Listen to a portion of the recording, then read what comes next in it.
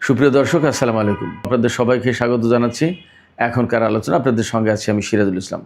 দর্শক, পাকিস্তান চীনের কাছ থেকে 40টি J-35 যুদ্ধ বিমান কিনছে।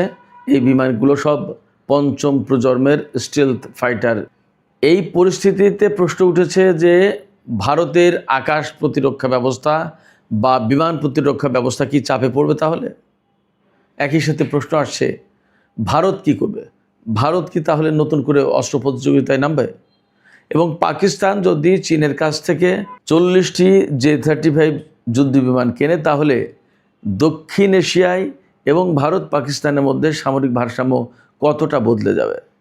একই সাথে এ প্রশ্নও আসছে, এই যে ভারতকে কেন্দ্র করে রাশিয়া আমেরিকার অস্ত্র বিক্রির যে প্রতিযোগিতা, তার সাথে চীন থেকে পাকিস্তানের এই সমস্ত সামরিক সরঞ্জাম কেনার প্রেক্ষাপটে আসলে শেষমেশ ভারত এবং পাকিস্তানে রাশিয়া, চীন এবং আমেরিকার অস্ত্র বিক্রির একটা বিশেষ প্রতিযোগিতা শুরু হলো কিনা, এবং শেষ পর্যন্ত আসলে এই গেম কোথায় গিয়ে থামবে?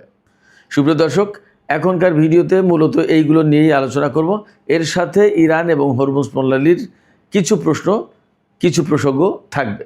তো চলুন দর্শক, আমরা মূল আলোচনা চলে যাই। আর ভিডিও ভালো লাগলে লাইক, কমেন্ট, শেয়ার করবেন এবং চ্যানেলটি সাবস্ক্রাইব করে সাথেই থাকবেন প্লিজ। দর্শক, মূল যে আলোচনা, সেই আলোচনায় ঢুকব ভারত, পাকিস্তান এবং চীনের প্রসঙ্গ নিয়ে। কিন্তু তার আগে হরমুজ প্রণালীর বিষয়গুলো একটুখানি বলে আসি। এইমাত্র বিভিন্ন গণমাধ্যমে খবর পেলাম, আমেরিকা পারস্য উপসাগরের দিকে অর্থাৎ মধ্যপ্রাচ্যের দিকে নতুন করে যুদ্ধজাহাজ পাঠাচ্ছে। পাকিস্তানের এক্সপ্রেস ট্রিবিউন খবর দিচ্ছে যে ইরান এবং আমেরিকা যদিও আলোচনা, কূটনৈতিক তৎপরতা এই সমস্ত কথা বলছে, কিন্তু প্রকৃতপক্ষে দুই দেশ যুদ্ধ বন্ধের কাছাকাছি না গিয়ে মধ্যপ্রাচ্যে বা ইরানকে কেন্দ্র করে যে সংঘাত সংঘর্ষ, সেটা আরও ওয়াইডার রেঞ্জে ছড়িয়ে পড়ার আশঙ্কা তৈরি হচ্ছে। কেন? এই পরিস্থিতিটা নিয়ে আমি একটু ছোট করে বলি। এখানে আমেরিকা বারবার বলছে তারা একটা চুক্তি চায় এবং সারা বিশ্বে এইরকম একটা ফ্লো ছড়িয়ে দিয়েছে, একটা ফ্লেভার তৈরি করেছে যে মনে হচ্ছে যেন মার্কিন প্রেসিডেন্ট ডোনাল্ড ট্রাম্প চুক্তির জন্য পাগল হয়ে গেছেন। কিন্তু ইন্টারেস্টিংলি, যখনই আলোচনায় বসছে এবং চুক্তির কাছাকাছি যাচ্ছে, তখনই নানা শর্ত সরাইত এবং নানান প্রেক্ষাপট তৈরি করে ইরানের সাথে দ্বন্দ্ব সংঘাতে লিপ্ত হচ্ছে এবং ওই যে কূটনৈতিক প্রচেষ্টা, এটা কিন্তু ধ্বংস হয়ে যাচ্ছে। ঠিক একইভাবে আমরা এই মুহূর্তে দেখছি যে আজকেও ডোনাল্ড ট্রাম্প এবং মার্কো রুবিও, মার্কিন প্রেসিডেন্ট ডোনাল্ড ট্রাম্প এবং পররাষ্ট্রমন্ত্রী মার্কো রুবিও, তারা সবাই বলছেন যে তারা কিছুক্ষণের ভিতরে বা কয়েক ঘন্টার ভিতরে বা আজকের ভেতরে ইরানের কাছ থেকে তাদের প্রস্তাবের ব্যাপারে জবাব প্রত্যাশা করছে। এবং তার আগে কিন্তু ডোনাল্ড ট্রাম্প হরমুজে প্রজেক্ট ফ্রিডম ক্লোজ করেছিল, স্থগিত করেছিল, এবং মার্কিন পররাষ্ট্রমন্ত্রী মার্কো রুবিও, তিনি কিন্তু যুদ্ধের অবসানের কথা বলেছিলেন, শেষ হয়েছে যুদ্ধ, এই কথা বলেছিলেন। তার মানে তাদের পক্ষ থেকে কিন্তু এখন ইরানের সাথে যুদ্ধ থাকার কথা না। তারপরেও হরমুজে নতুন করে পাল্টা হামলার ঘটনা ঘটেছে এবং পারস্য উপসাগরের দিকে নতুন করে যুদ্ধ জাহাজ পাঠাচ্ছে। এবং বিভিন্ন মাধ্যমে খবর পাওয়া যাচ্ছে আমেরিকা প্রকৃতপক্ষে ইরানের বিরুদ্ধে যুদ্ধের প্রস্তুতি নিচ্ছে এবং একই প্রস্তুতি নিচ্ছে সংযুক্ত আরব আমিরাত এবং ইসরায়েল। ইসরায়েল এমন কথাও বলছে, সে যদি ইরানের বিরুদ্ধে যুদ্ধ শুরু করে, তো অল্প কয়েক ঘন্টার মধ্যে ইরানের সমস্ত তেল স্থাপনা, যত বেসামরিক, যত গুরুত্বপূর্ণ স্থাপনা, সমস্ত সব কিছু অবকাঠামো ধ্বংস করে দিতে পারবে। সে কিন্তু মূলত এটা চাচ্ছেও এবং অনেকটা করেছেও। তো এই রকম একটা অবস্থা থাকাকালীন কোনোভাবেই আমেরিকা এবং ইরানের মধ্যে আসলে যুদ্ধবিরতি পুরোপুরি হবে না, যুদ্ধের অবসান হবে না এবং তাদের ভেতরে কোনো চুক্তি হবে না। যা দেখা যাচ্ছে তাতে কার্যত আমেরিকা, ইসরায়েল ইরানের বিরুদ্ধে যুদ্ধ করার প্রস্তুতি নিচ্ছে এবং তাদের লক্ষ্য অর্জন না হওয়া পর্যন্ত ছাড়বে না, এমন একটা ভাব। বাট ইরান কোনো মতেই আমেরিকা এবং ইসরায়েলকে যুদ্ধ করে লক্ষ্য অর্জন করতে দেবে না। তাহলে কি দাঁড়াচ্ছে? এ যুদ্ধ কতদিন চলবে? আসলে যে পরিস্থিতি, তাতে এই যুদ্ধ খুব সহজে শেষ হবে বলে মনে হয় না। এই যুদ্ধ দীর্ঘকালের যুদ্ধ শুরু হলো এবং কবে যে শেষ হবে তা বলা মুশকিল। আমি সবসময় বলি যে ইরানের সাথে ইসরায়েল এবং আমেরিকার যে সম্পর্ক এবং যে মতাদর্শগত বিরোধিতা, তাতে যুদ্ধের মধ্য দিয়ে হয়তো সমস্ত সব কিছুর ফায়সালা হবে, ডিপ্লোমেসি এবং আলোচনার ভেতর দিয়ে তা হবে না। যদি ব্যাপারটা তাই হয়, তাহলে এই দুই শক্তির মধ্যে, অর্থাৎ এক পক্ষে ইরান, এক পক্ষে ইসরায়েল এবং আমেরিকা, তাদের ভিতরে চূড়ান্ত যুদ্ধ হবে। হয়তো পরিস্থিতি সেদিকেই যাচ্ছে। দর্শক, এবার আমরা আসি পাকিস্তান যে চীন থেকে J-35 স্টেলথ জঙ্গি বিমান কিনছে, যুদ্ধ বিমান কিনছে, এই বিমান এবং এই ঘটনা নিয়ে একদম আদ্যপান্ত আমরা আলাপ আলোচনা করার চেষ্টা করি। প্রথম তথ্য হচ্ছে, পাকিস্তান চীনের কাছ থেকে 40টি J-35 স্টেলথ যুদ্ধ বিমান কিনবে। এই যুদ্ধ বিমান এই প্রথম রপ্তানি করার জন্য, অর্থাৎ বিদেশে বিক্রি করার জন্য চীন উন্মোচন করেছে এবং পাকিস্তান হচ্ছে তার প্রথম ক্রেতা। পাকিস্তান 40টি কিনবে। এইটি হচ্ছে একেবারে খাঁটি পঞ্চম প্রজন্মের স্টেলথ যুদ্ধ বিমান, যেটা রাডার ফাঁকি দিতে খুবই সক্ষম। চীনের এই বিমান খুব বেশি সক্ষম হবে এই কারণে, চীনের সামনে কিন্তু আমেরিকা এবং রাশিয়ার বিভিন্ন স্টেলথ বিমান এবং পঞ্চম প্রজন্মের বিমান আছে। সেগুলোকে পরীক্ষা নিরীক্ষা করে সেই সমস্ত বিষয়ে গুরুত্বপূর্ণ তথ্য সমস্ত সব কিছু পর্যবেক্ষণ করে, অ্যানালাইসিস করে, বিশ্লেষণ করে এই J-35 যুদ্ধ বিমান তৈরি করছে চীন। ফলে চীনের এই বিমান আমেরিকা এবং রাশিয়ার চেয়েও বেশি উন্নত হওয়ার সম্ভাবনা রয়েছে এবং সেই সম্ভাবনা অনেক বেশি। তাহলে কী দাঁড়াচ্ছে? 40টি এই ধরনের যুদ্ধ বিমান যদি পাকিস্তান হাতে পায়, তাহলে অবশ্যই পাকিস্তানের সামরিক শক্তি, তার ক্যাপাসিটি অনেক বেড়ে যাবে, ক্যাপাবিলিটি অনেক বেড়ে যাবে। অ্যাট দ্য সেম টাইম তার মানেই হচ্ছে যে ভারতের ক্যাপাবিলিটি অনেক কমে যাবে, কারণ ভারতের হাতে এখনও পর্যন্ত একদম পরিপূর্ণভাবে পঞ্চম প্রজন্মের স্টেলথ ফাইটার নেই। তাইলে এই ক্ষেত্রে পাকিস্তান কিন্তু এগিয়ে গেল। আমরা দেখেছি গত বছর এপ্রিলের 22 তারিখে পেহেলগামে হামলা হয়েছিল। সেই হামলার ঘটনাকে কেন্দ্র করে পাকিস্তান এবং ভারতের ভিতরে খুব শর্ট টার্ম একটা যুদ্ধ হয়েছিল 6 দিনের। সেই যুদ্ধে পাকিস্তান চীনা প্রযুক্তির ক্ষেপণাস্ত্র এবং র্যাডার সম্বলিত বিমান ব্যবহার করেছিল, যুদ্ধ বিমান J-10C বা J-17 থান্ডার বা J-20 এরকম কিছু বিমান হয়তো ব্যবহার করেছিল। এবং সেই যুদ্ধে দেখা গেছে যে ভারত ভীষণভাবে মার খেয়ে গিয়েছিল। ভারতের বেশ কিছু বিমান ধ্বংস হয়েছিল। প্রেসিডেন্ট ডোনাল্ড ট্রাম্প তো বলেন যে ভারতের শেষ সময় 12টা বিমান ধ্বংস হয়েছে, কোনো জায়গায় বলা হয় 3টা 4টা বা 5টা 6টা, এরকম একদম পরিষ্কার তথ্য পাওয়া যায় না। কয়েকদিন আগে ডোনাল্ড ট্রাম্প বলেছেন যে ভারতের 12টা বিমান ধ্বংস হয়েছিল। যাই হোক, তো J-10C বা J-20 বা J-17 থান্ডার এই সমস্ত বিমানে যে সক্ষমতা দেখিয়েছে পাকিস্তান, সেই জায়গায় যদি পাকিস্তানের হাতে J-35 স্টিলথ 5th জেনারেশনের বিমান এসে পৌঁছায়, তাহলে পাকিস্তান সামরিক শক্তির দিক দিয়ে, বিশেষ করে বিমান শক্তিতে অনেক এগিয়ে যাবে, ভারতের চেয়ে অনেক এগিয়ে যাবে।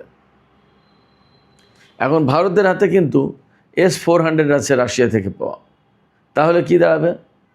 চীনের এই বিমান স্টেলথ প্রযুক্তি ব্যবহার করে S-400কে ফাঁকি দিতে পারবে কিনা, এড়াতে পারবে কিনা, সেটা একটা প্রশ্ন।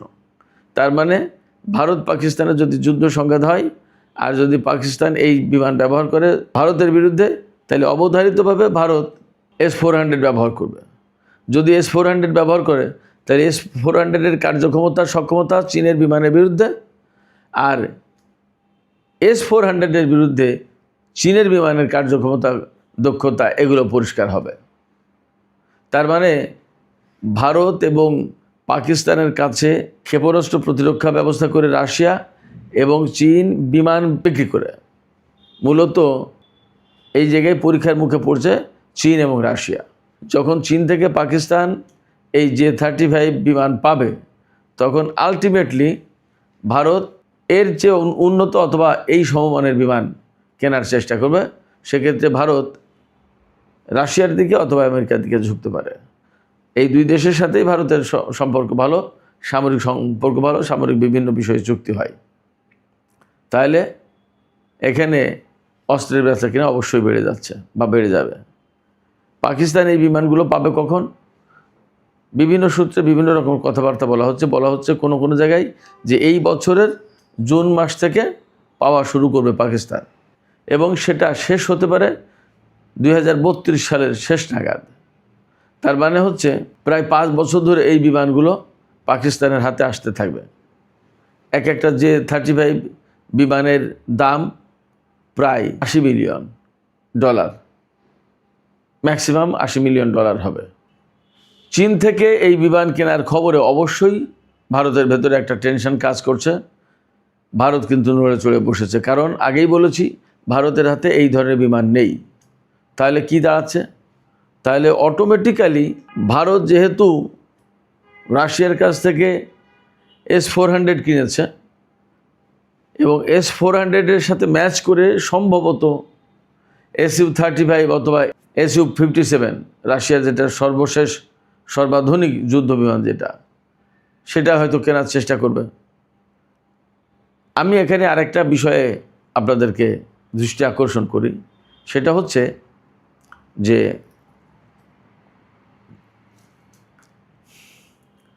দক্ষিণ এশিয়ায় ভারতের সাথে রাশিয়ার যেমন সম্পর্ক ভালো, তেমনি ভারতের সাথে আমেরিকার ভালো সম্পর্ক। কিন্তু পাকিস্তানের সাথে রাশিয়ার সামরিক সম্পর্ক অতটা ক্লোজ না যতটা ক্লোজ চীনের সাথে পাকিস্তানের সম্পর্ক। আবার আমেরিকা থেকেও তো পাকিস্তান বিভিন্ন ধরনের সামরিক সরঞ্জাম পেয়ে থাকে, এবং আমেরিকার সাথে পাকিস্তানের সামরিক সম্পর্ক খুবই ভালো।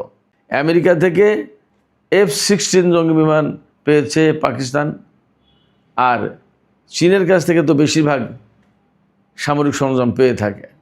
এছাড়াও Pakistan Britain, Germany, France, Italy, তুরস্ক এরকম বিভিন্ন দেশের কাছ থেকে সামরিক সরঞ্জাম সংগ্রহ করে থাকে, কিনে থাকে। রাশিয়ার কাছ থেকেও কিছু কিছু কেনে, এগুলো আছে। তো এই মুহূর্তে ভারত এবং প্রশান্ত মহাসাগরীয় এলাকায় আমেরিকা, জাপান, ভারত এবং অস্ট্রেলিয়া মিলে একটা বিশেষ জোট গঠন করেছে, যারা মূলত চীনকে মোকাবেলা করবে। এই জায়গায় চীন এবং রাশিয়া হচ্ছে খুবই ঘনিষ্ঠ মিত্র। এই 4 দেশ মিলে যদি চীনকে মোকাবেলা করে, তাহলে কিন্তু রাশিয়া, চীন এবং ইরান যে বলয়টা, এই বলয়টা দুর্বল হয়ে যায়। একদিকে ইরানকে যুদ্ধে পরাস্ত করতে চায়, আবার আর একদিকে চীনকে ওই পাশে মোকাবেলা করতে চায়। তাহলে রাশিয়া তখন একা হয়ে যাবে। রাশিয়াকে কিন্তু ইউক্রেন যুদ্ধে জড়িয়ে দিয়েছে। তাইলে পরিস্থিতি কোথায় গেল? তাইলে এই যে ভারত, আমেরিকা, অস্ট্রেলিয়া, জাপান, এই যে ব্লকটা, সেই ব্লকটা কিন্তু আলটিমেটলি আপার হ্যান্ডে চলে যায়। আমার কাছে মনে হচ্ছে এই বিষয়গুলো ভেবে চীন এবং রাশিয়া প্ল্যান করে, এবং তাতে যুক্ত থাকতে পারে পাকিস্তান এবং ইরান, এই সব দেশ প্ল্যান করে রাশিয়াকে ভারতের মাটিতে পা রাখার ব্যবস্থা করেছে। সম্প্রতি রাশিয়ার সাথে কিন্তু ভারতের একটা চুক্তি হয়েছে। সেই চুক্তি মোতাবেক রাশিয়া ভারতের মাটিতে বা ভারতের জলসীমায় বিভিন্ন রকমের অস্ত্র, সেনা এবং সামরিক সরঞ্জাম, জাহাজ, বিমান এগুলো মোতায়েন করতে পারবে। তো তাই যদি হয়, তার মানে দাঁড়াচ্ছে যে চীনের সাথে রাশিয়ার ভালো সম্পর্ক, রাশিয়ার সাথে ভারতের ভালো সম্পর্ক, ভারতের সাথে চীন এবং পাকিস্তানের শত্রুতা, আবার চীনের সাথে পাকিস্তানের ভালো সম্পর্ক, রাশিয়ার সাথেও পাকিস্তানের সম্পর্ক খুব খারাপ না। তো সব কিছু মিলে একটা জটিল সমীকরণ আছে এখানে। এই জটিল সমীকরণের ভেতর দিয়ে মূল গল্প যেটা, সেটা হচ্ছে ভারত চীনকে মোকাবেলার জন্য আমেরিকা, জাপান এবং অস্ট্রেলিয়ার সাথে জোট করেছে এই ভারত এবং প্রশান্ত মহাসাগরীয় এলাকায়। আবার ইরানের সাথে আমেরিকা, ইসরায়েল ওরা লড়াই করছে। আবার রাশিয়ার বিরুদ্ধে ইউরোপীয় ইউনিয়ন বা নেটো জোটের বহু দেশ এবং আমেরিকার সামরিক সহায়তা দিয়ে যুদ্ধ করছে। তাইলে আলটিমেটলি দাঁড়ালো যে এই মুহূর্তে সামরিক চাপে বা সামরিক সংঘাতের মুখে ফেলে দিয়েছে চীন, রাশিয়া, ইরান সবাইকে। এই জায়গা থেকে বের হতে হলে ভারতকে খানিকটা নিউট্রাল করা গেলে ভারতীয় এবং প্রশান্ত মহাসাগরীয় এলাকায় বিশেষ করে চীনকে ক্লিয়ার করা যায়। রাশিয়ার মাধ্যমে যদি চীনকে ক্লিয়ার রাখা যায়, তাহলে ইউক্রেন এবং ইরানে আমেরিকা বা তাদের বলয়ের যে সমস্ত তাদের সহযোগী মিত্র দেশগুলো আছে, তারা কিন্তু বড় চ্যালেঞ্জের মুখে পড়ে, এমনকি পরাজিত হয়। এই সমস্ত পলিটিক্স থেকে ভারতের সাথে মেবি রাশিয়ার চুক্তি হয়েছে, আর চীন থেকে পাকিস্তান গুরুত্বপূর্ণ পঞ্চম প্রজন্মের স্টিলথ ফাইটার কিনে নিজেকে শক্তিশালী করে ফেলছে। তার মানে এখানে পাকিস্তান যখন চীন থেকে অস্ত্র কিনছে আর ভারত যখন রাশিয়ার কাছ থেকে অস্ত্র কিনছে, তখন এই দুই দেশের অস্ত্র মুখোমুখি হওয়ার কথা। অথচ চীন এবং রাশিয়া তারা অত্যন্ত ঘনিষ্ঠ মিত্র, ফলে এই দুই দেশ সহজে ভারত এবং পাকিস্তানকে যুদ্ধে আর লিপ্ত হতে দেবে না। এটাও আর একটা রাজনীতি। সেক্ষেত্রে দক্ষিণ এশিয়ায় অস্ত্র কেনার প্রবণতা বাড়বে, কিন্তু যুদ্ধের প্রবণতা আমার বিশ্বাস চীন এবং রাশিয়া অনেক কৌশল করে কমিয়ে রাখার চেষ্টা করবে, কারণ দুই দেশ একে অপরের অস্ত্রকে মুখোমুখি করতে দেবে না। তো তারপরেও আঞ্চলিক ভূ রাজনীতিতে পাকিস্তান এই মুহূর্তে খুব গুরুত্বপূর্ণ একটা অবস্থানে আছে। এই অবস্থানে থাকার সময়ই সে চীন থেকে 40টি পঞ্চম প্রজন্মের এই যুদ্ধ বিমান পাচ্ছে। তাতে একদম পরিষ্কার হয়ে যাচ্ছে এই মুহূর্তে আঞ্চলিক যে জোট বা মিত্রতা গড়ে উঠছে ক্রমেই, সেই জায়গায় পাকিস্তান খুব গুরুত্বপূর্ণ একটা রোল প্লে করতে যাচ্ছে। সুপ্রিয় দর্শক, এখনকার আলোচনা এখানেই শেষ করতে চাইছি। আপনাদের কি মনে হচ্ছে, আসলে পাকিস্তান কতটা এগিয়ে গেল, তার অবস্থান কতটা উন্নত হলো আন্তর্জাতিক অঙ্গনে? আপনাদের মতামত জানিয়ে কমেন্টে লিখতে পারেন। আর ভিডিও ভালো লাগলে লাইক কমেন্ট শেয়ার করবেন এবং চ্যানেলটি সাবস্ক্রাইব করে সাথেই থাকবেন। আপনাদের সবাইকে অনেক অনেক ধন্যবাদ। আল্লাহ হাফেজ।